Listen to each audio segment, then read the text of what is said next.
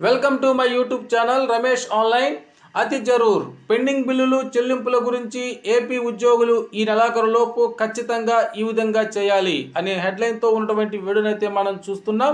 చూసే ముందుగా ఫ్రెండ్స్ ఎవరైనా ఫస్ట్ టైం మన ఛానల్ని విజిట్ చేసినట్లయితే తప్పకుండా సబ్స్క్రైబ్ చేసుకొని పక్కనే ఉన్న బెల్ ఐకాన్ టచ్ చేయండి. అదేవిధంగా వీడియో మీకు నచ్చినట్లయితే ఒక లైక్ చేసి మన మిత్రులందరికీ షేర్ చేస్తారని ఆశిస్తూ, మీరు లైక్ చేయడం ద్వారా మన వీడియో మరికొంతమంది మిత్రులు చేయడానికైతే అవకాశం ఉంటుంది. ఇక విషయానికి వచ్చినట్లయితే పెండింగ్ బిల్లులు చెల్లింపుల గురించి ఏపీ ఉద్యోగులు ఈ నెలాఖరులోపు ఖచ్చితంగా ఈ విధంగా చేయాలి. జెడ్పీపీఎఫ్ సైట్లో ప్రస్తుతానికి 8 జిల్లాల జెడ్పీపీఎఫ్ స్లిప్స్ అయితే అందుబాటులో ఉన్నాయి. మిగతావి కూడా ఈరోజు అప్డేట్ చేయబడతాయని సమాచారం. ఇక్కడ మనం చూస్తున్నాం స్క్రీన్ మీద, దానికి సంబంధించినటువంటి సంవత్సరం వారీగా ఉండేటువంటి ఈ యొక్క జెడ్పీపీఎఫ్ స్లిప్స్ అయితే ఇక్కడ మనం చూస్తున్నాం. అదేవిధంగా అతి జరూర్ అనే మరొక సబ్ టైటిల్తో ఉన్నటువంటి న్యూస్ అయితే మనం చూస్తున్నాం. మన సొమ్ములు లెక్క పక్క లేకుండా చేసి గత ప్రభుత్వం తన సొంతం చేసుకుంది. ఈ ప్రభుత్వం తిరిగి మన సొమ్ములను లెక్క ప్రకారం లెక్కించి జమ చేస్తానంటోంది.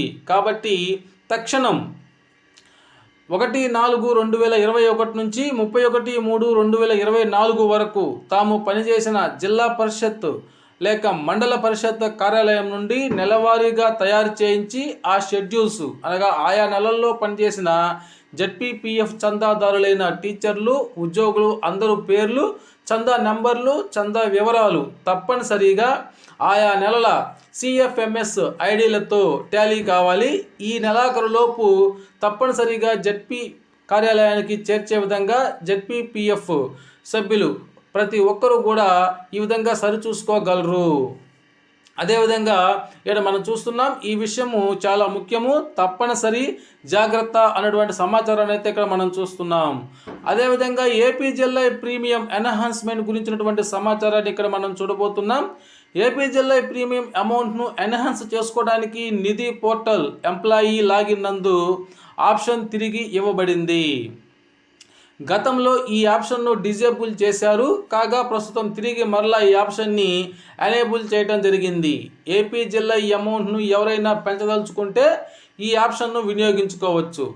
ఎంప్లాయీ లాగిన్ నుండి ఏపీజీఎల్ఐ అమౌంట్ను ఎన్హాన్స్ చేసుకుంటే అది డీడీఓ లాగిన్లోకి వెళ్తుంది. డీడీఓ గారు అప్రూవ్ చేశాక అదే అమౌంట్ మన శాలరీ నుండి డిడక్ట్ అవుతుంది. ఎంప్లాయీ ఎన్హాన్స్ చేసిన అమౌంట్కు సపరేట్ బాండ్ ఇక్కడే మనకి జనరేట్ అవుతుంది.